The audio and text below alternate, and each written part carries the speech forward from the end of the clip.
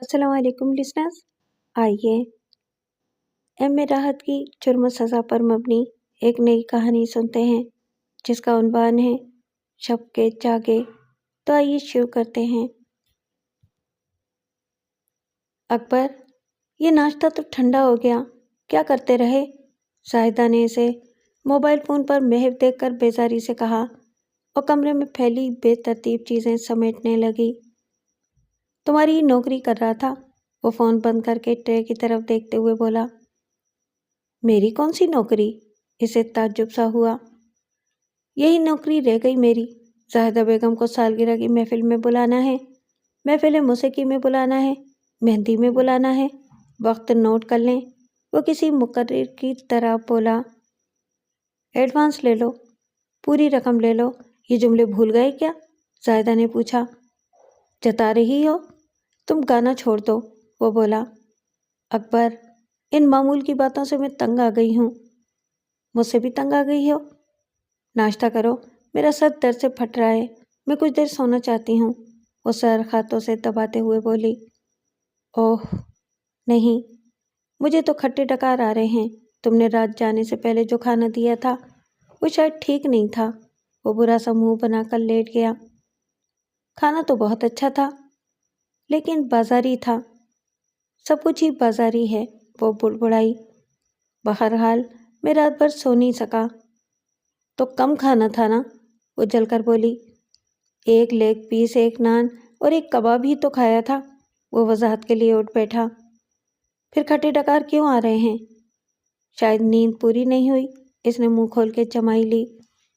अब नाश्ता ले जाऊं? दोपहर का खाना खाऊंगा। तुम 2 बजे तक तो आ जाओगी ना? इसने पूछा।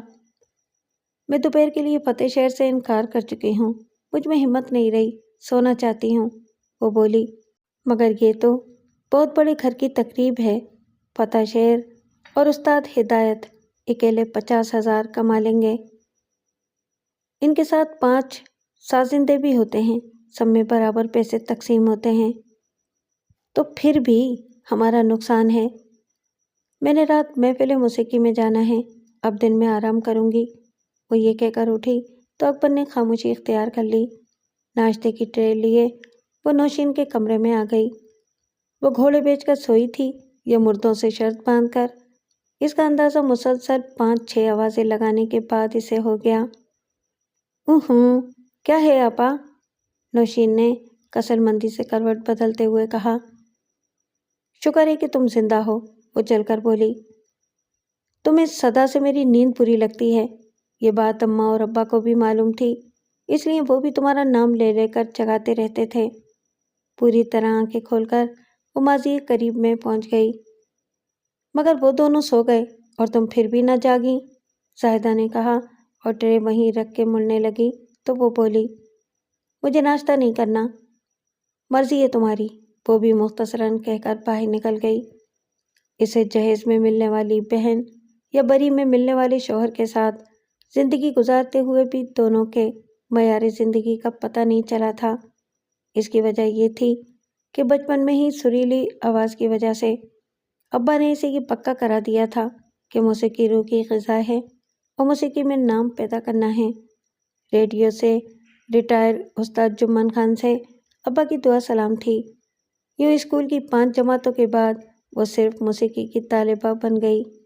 उस्ताद ने ऐसा सबक पढ़ाया कि इसकी आवाज़ का जादू दूर दूर तक फैल गया।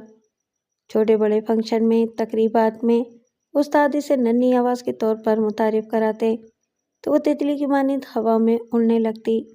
इसकी उड़ान ने घर के छोटे से आंगन और बावर्ची खाने में इश्तहा अंगेज खानों की महक भर दी। कभी मुर्ग पुलाव, कभी टिक्का बोटी और कभी चरखा। अम्मा ने हांडी की तैयारी गरीब की खुशियों की मानिंद महदूद कर दी थी।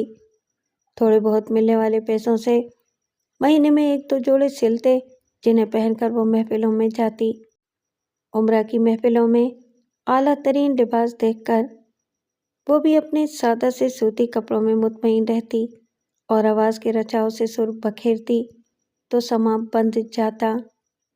धीरे धीरे ये सुर संगीत का सफ़र फैल कर इसकी रात दिन की मसरूफियत में तब्दील हो गया।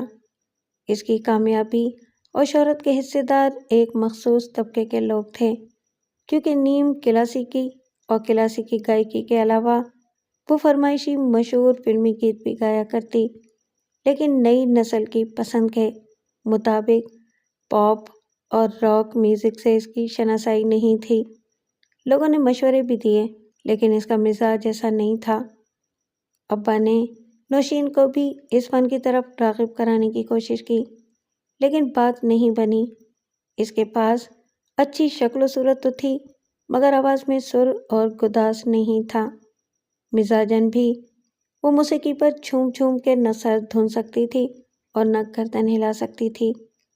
پڑھنے لکھنے سے اسے رغبت نہ تھی، بس وہ خود میں مگن رہنے والی لڑکی تھی۔ اماں ابا کی محبت دونوں کے لیے یکساں تھی، مگر اس کے کام سے ابا کا بوجھ کم ہو گیا تھا۔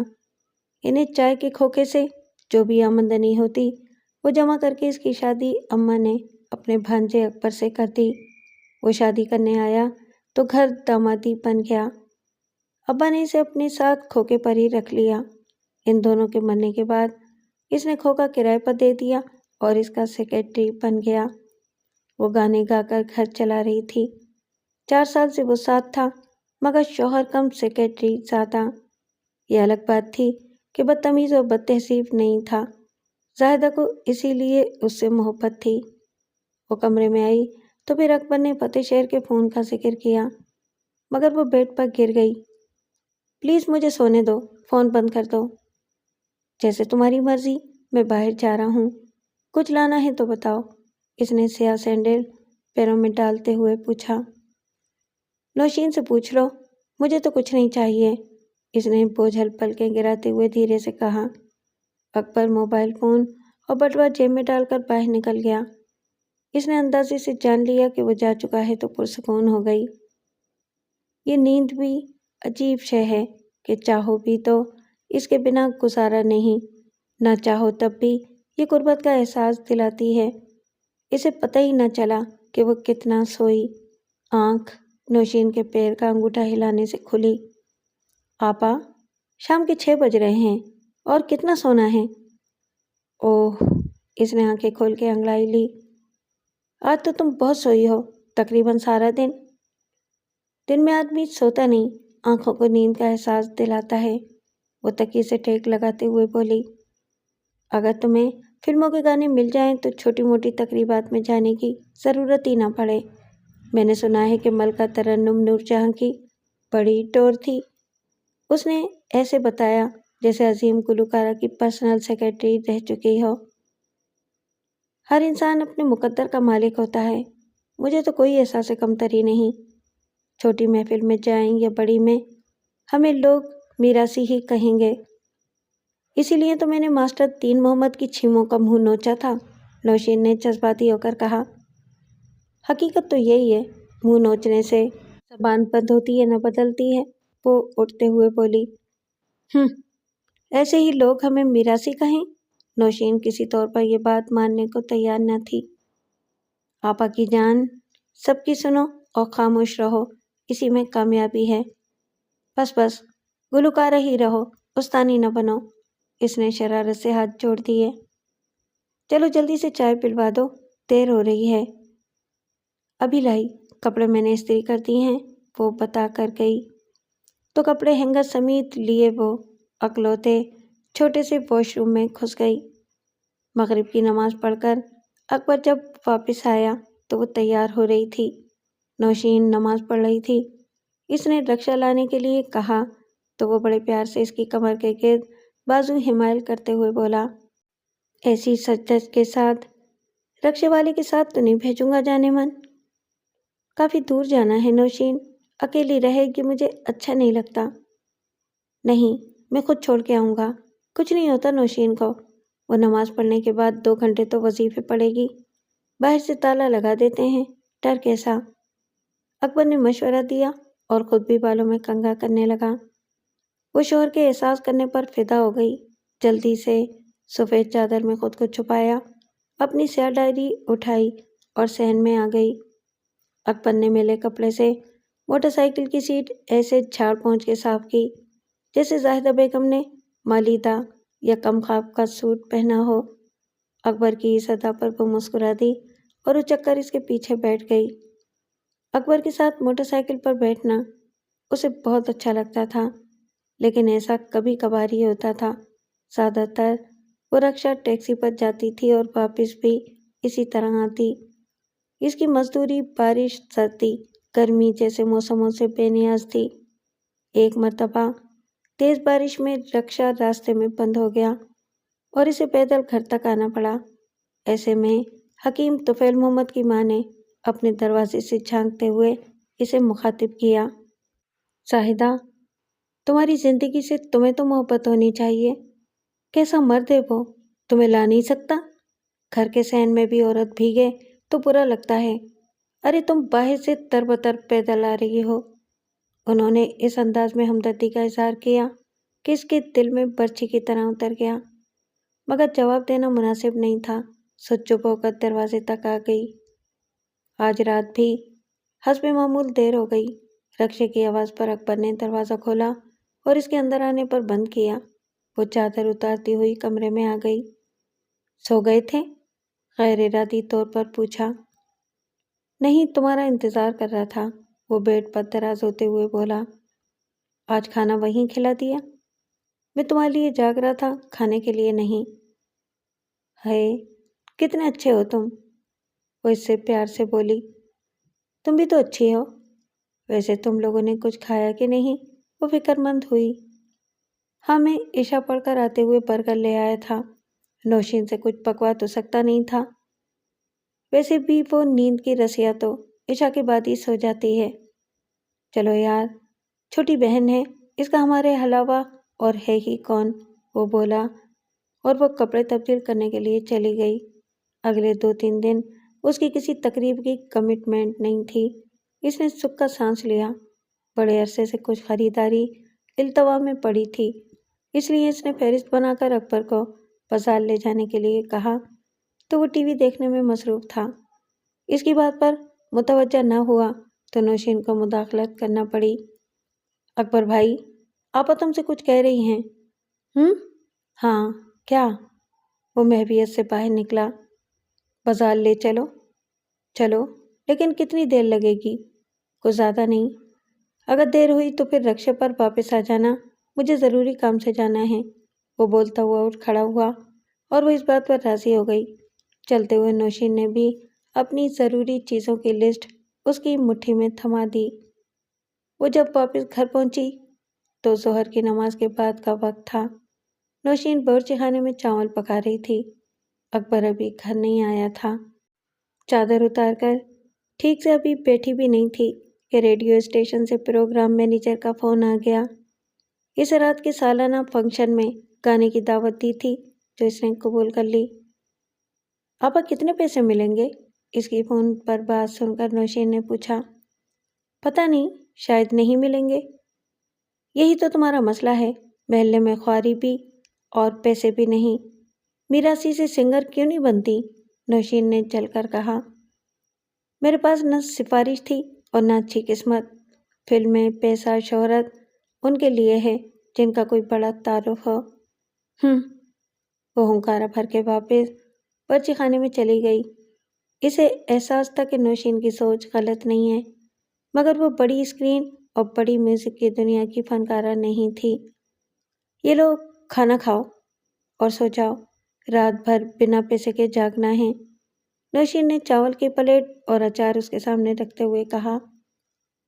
تو دل نہ جلایا کر، ہر حال میں خوش رہتے ہیں، تیری شادی کے لیے میں نے بہت سے پیسے جمع کر رکھے ہیں، وہ پیار سے بولی۔ میری شادی؟ مجھ سے کون شادی کرے گا؟ اب اور کوئی اکبر تو ہے نہیں، نوشین نے پوچھا تو وہ لرز سی گئی۔ کیوں نہیں کرے گا؟ کبھی آئینہ دیکھا ہے تو نے؟ صرف صورت ہی سب کچھ نہیں ہوتی۔ ہاں، سیرت بھی ضروری ہوتی ہے، اور تو صورت سیرت دونوں سے مالا مال ہے۔ میں تو اللہ کی گناہگار بندی ہوں، تو اللہ کو یاد رکھتی ہے، تیری دعاؤں کا اثر ہے کہ میں کچھ سامان زندگی کر لیتی ہوں، زاہدہ نے اسے محبت سے سینے سے لگا کر کہا۔ اچھا، اب چھوڑو یہ باتیں، کھانا کھا کر آرام کرو۔ نوشین بہن کی محبت اور دل گرفتگی دیکھ کر ٹال گئی۔ شام کو وہ تیار ہو رہی تھی کہ حکیم طفیل محمد کی ماں پوتا پیدا ہونے کی خوشی میں 4 لڈو پرانی سی کنارے جھڑی فریج میں رکھے آ گئی۔ 2 کمروں میں سے یہ انتخاب کرنا انتہائی آسان تھا کہ زاہدہ کا کمرہ کون سا ہے، لہٰذا وہ وہیں آ گئی۔ نوشین نے بتایا کہ آپا تیار ہو رہی ہیں، لیکن وہ بلند آواز میں بولی، ارے بھائی، محلے داروں کا بھی تو کوئی حق ہوتا ہے، ہم کوئی گانا سننے تو نہیں آئے؟ یہ سن کر وہ حیرت سے ان کا منہ تکنے لگی۔ البتہ نوشین نے تڑک کر کہا، گانا سن لو، مگر اس کے لیے پیسے خرچ کرنے پڑتے ہیں، اور تمہارے پاس پیسے ہوتے تو نئی 4 پلیٹیں خرید نہ لیتی۔ نوشین، تم جاؤ، زاہدہ نے جلدی سے کہا۔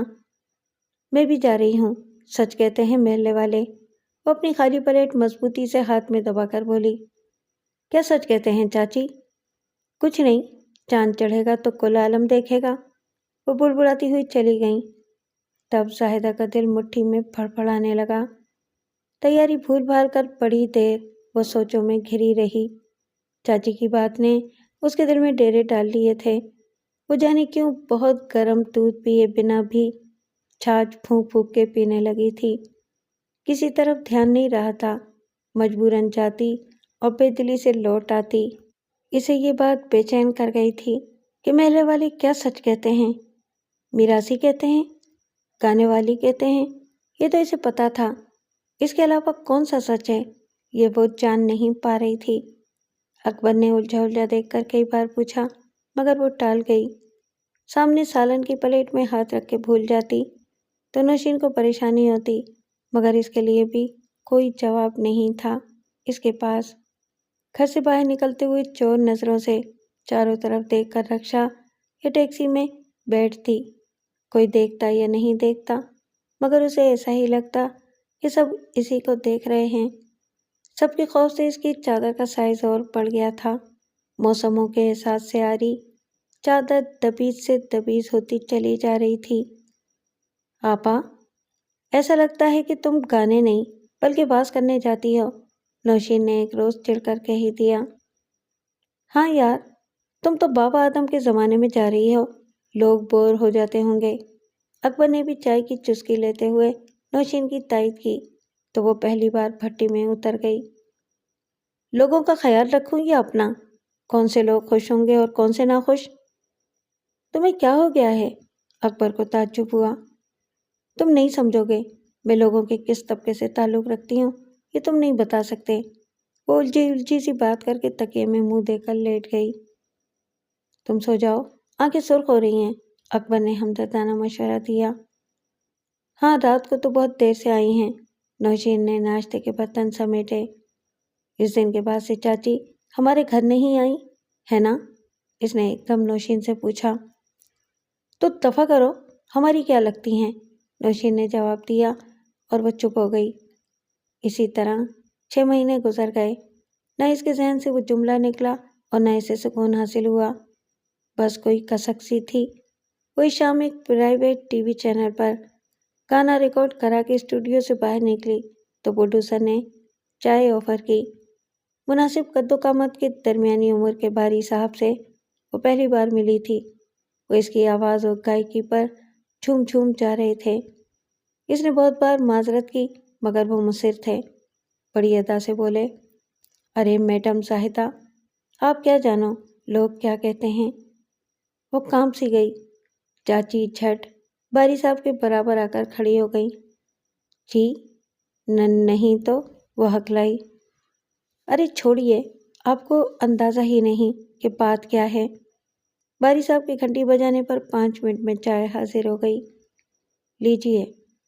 جی شکریہ، اس نے کپ میں برائے نام چینی ملاتے ہوئے کہا۔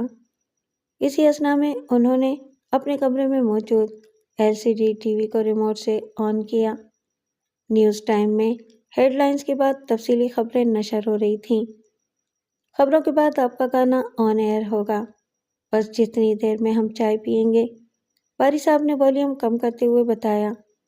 اس نے اس بات میں گردن ہلا کر کپ ہونٹوں سے لگا کر نظریں اسکرین پر مرکوز کر دیں، مگر آنے واحد میں اس کے ہاتھ سے کب بنا لرزش کے چھناکے سے چکنا چور ہو گیا۔ نیوز رپورٹ میں اس کا گھر کیمرے کی آنکھ میں تھا۔ نیوز رپورٹ میں اس کا گھر کیمرے کی آنکھ میں تھا۔ لوگوں کا ہجوم گھر کے آنگن میں تھا۔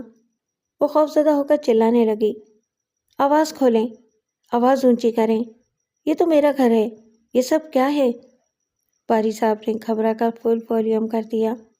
نیوز رپورٹر مائک پر لوگوں کے تاثرات جان رہا تھا۔ سب کی ملی جلی آوازیں تھیں۔ ان دونوں کو نہیں جی، ان تینوں کو سنسار کرنا چاہیے۔ یہ گھر میں رنگ رلیاں مناتے ہیں اور وہ باہر گندگی سے پیسہ کما کر لاتی اور یہ سالی بہنوئی عیش کرتے ہیں۔ صحن کے فرش پر گھٹنوں میں منہ دیے اکبر اور نوشین کو محلے والے ٹھوکریں اور ٹھٹے مار رہے تھے۔ یہ جھوٹ ہے، یہ غلط ہے سر۔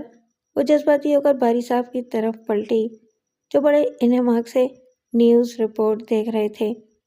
اس نے بے بسی سے دوبارہ اسکرین پر دیکھا تو اب کی بار کیمرے کے سامنے چاچی تھی جو اور کچھ نہیں بولی سوائے اس کے، یہ سب لوگ سچ کہہ رہے ہیں، یہ کھیل سب کھلی آنکھوں سے دیکھتے آئے ہیں۔ چاچی اس رپورٹ کی آخری چشمدید گواہ تھی جنہوں نے اسے سچ بتانے میں 6 مہینے لگا دیے تھے۔